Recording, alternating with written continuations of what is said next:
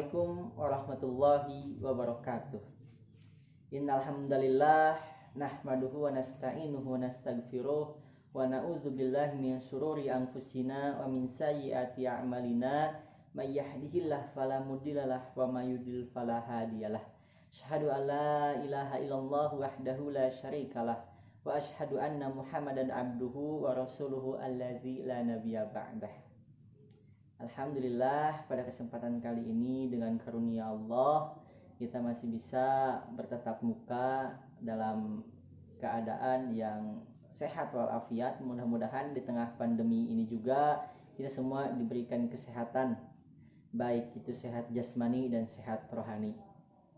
Oke, sebelumnya saya perkenalkan dulu, nama saya Kurniawan Ahmad Safarullah dari jurusan Hukum Tata Negara kelas 3 semester 3 kelas A. Untuk kali ini insya Allah dalam memenuhi tugas dari mata kuliah Hukum Tata Negara, insya Allah saya akan menyampaikan satu materi dari pembahasan yang sebelumnya sudah dibahas, yaitu mengenai demokrasi.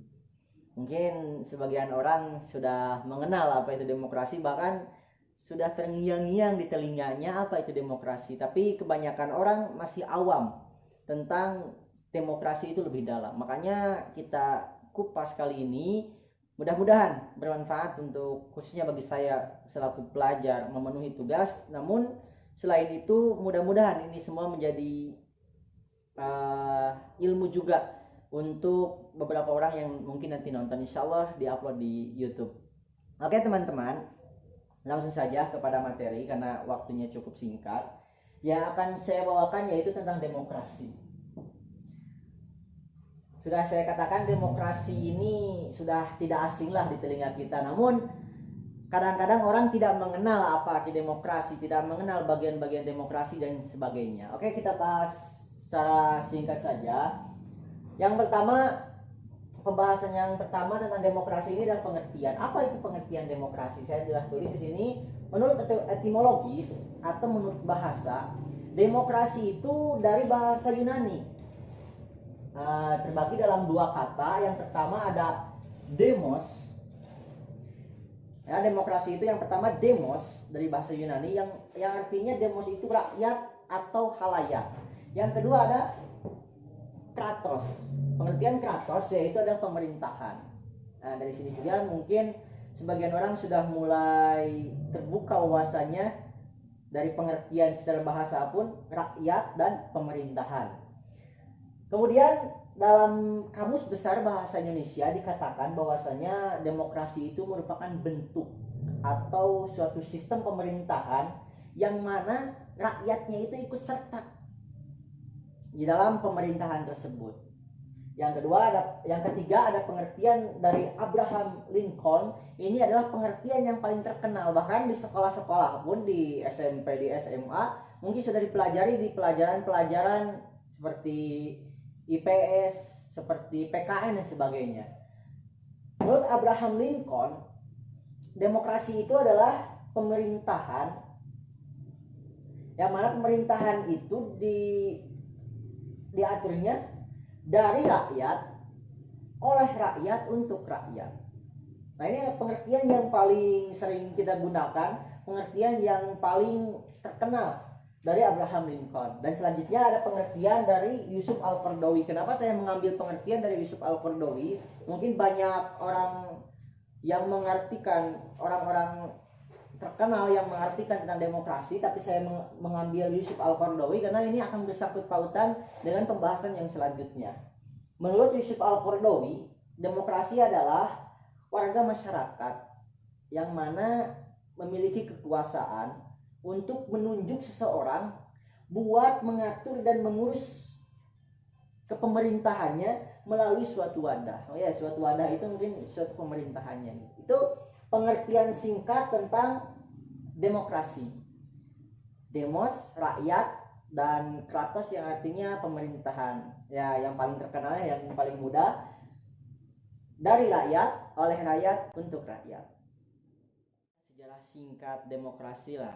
Singkatnya saja, demokrasi itu terbentuknya di zaman Yunani kuno, di kota Athena. Pada waktu itu masyarakat berkumpul dalam suatu tempat. Ceritanya itu masyarakat berkumpul dalam suatu tempat, di mana dalam majelis itu, dalam tempat itu, mereka itu bermusyawarah mengobrolkan tentang hukuman-hukuman apa saja yang akan mereka sepakati dan mereka pilih. Kemudian dewan-dewan yang mereka pilih sebelumnya lewat pemilihan suara oleh rakyat-rakyatnya, mereka menyampaikan undang-undangnya, dan semua warga masyarakat itu ikut serta kecuali para budak yang memang tidak boleh untuk ikut serta. Itu mungkin sejarah singkatnya demokrasi. Dan selanjutnya mungkin saya akan lebih berkerucut kepada suatu pertanyaan tentang demokrasi ini kan dari Yunani.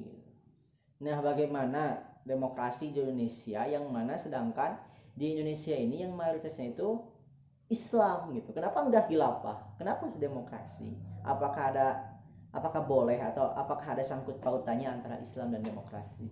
Makanya saya di sini menulis. Sebelumnya mohon maaf tidak saya hapus karena salah, saya bawa spidol yang permanen. Demokrasi dalam tradisi pemerintahan Islam.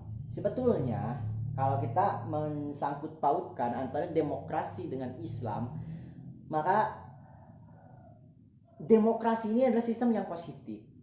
Kenapa saya katakan demokrasi adalah sistem yang positif? Karena demokrasi ini sistemnya itu rakyat itu mengontrol, mengawasi, menasehati pemerintah.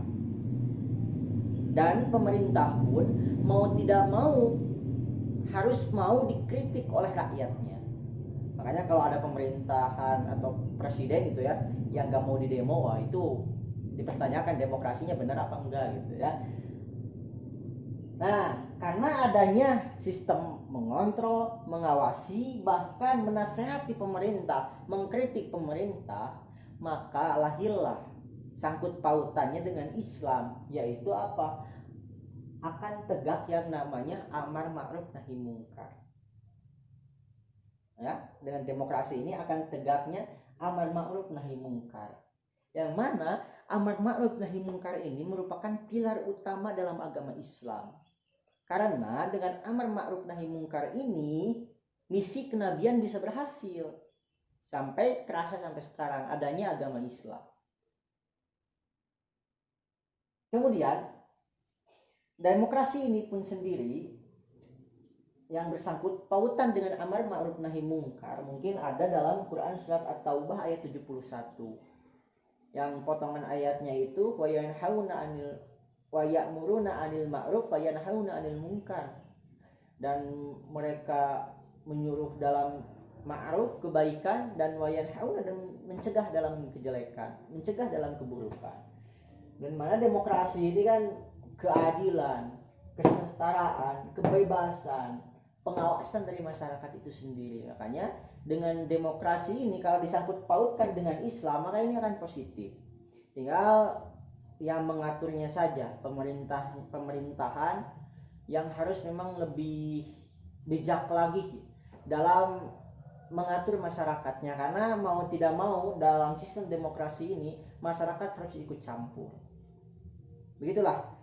Mungkin secara singkat saya jelaskan tentang demokrasi. Mudah-mudahan ini bermanfaat khususnya bagi saya yang mempelajarinya dan umumnya bagi teman-teman yang menonton dimanapun berada.